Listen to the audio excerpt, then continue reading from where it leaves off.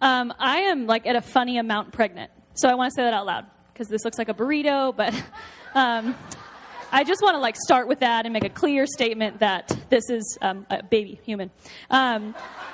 And I just want to get that out of the way before I dive in and anyone's wondering. So my name is Quesada, and I'm so grateful to be here. This feels like an unbelievable privilege. Do you guys feel like that? It just feels like a privilege. I'm grateful to be here tonight. And when I was learning how to drive, I learned how to drive when people could get lost. Does anyone remember that? So when I learned how to drive, my dad would print out directions and staple them. And then I'd take them to the car with me. And then when I was driving, I'd look through them. Does anyone remember this? And then if you got lost, here's what you used to do.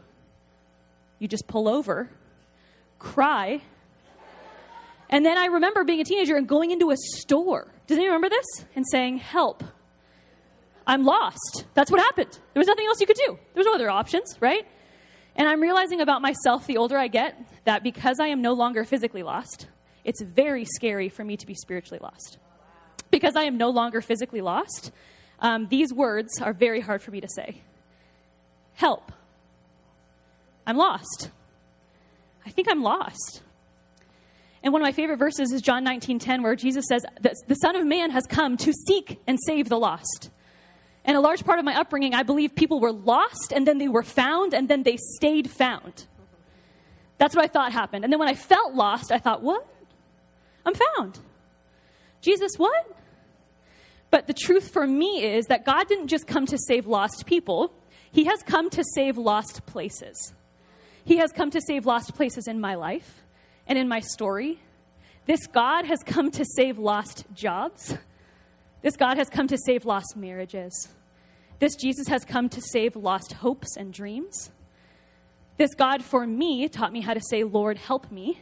When for the last year, my husband and I were trying to get pregnant. After, for my first daughter, we got pregnant in around a minute. And I expected the same, right? Does anyone else believe that God's past provisions can dictate our future decisions, right? So my favorite prayer that doesn't work anymore is, God, do it again. But I'm realizing that the better question is, God, what are you doing? And so after a year of trying to conceive and 2 miscarriages, and after the second heartbreaking miscarriage, I finally started praying again, Lord, help. I'm lost.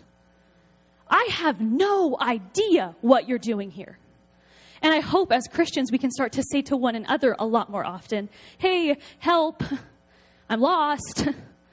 I think you've been here, haven't you? Because as men and women, the less and less and less we talk about where we've been lost, the less people we can get out of that place, right? The less likely that we are to be able to say, oh, I don't know if you remember, but I actually went through a divorce and can help you, you who feel lost. Or I actually went through a scary season of life where I felt like ending it. I can help you who's going through that. So sisters and brothers, in this next season, could we just practice the prayer?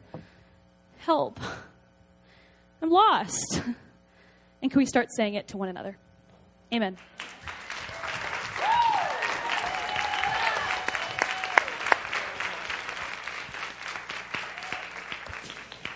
Hey, you were fantastically engaging, winsome.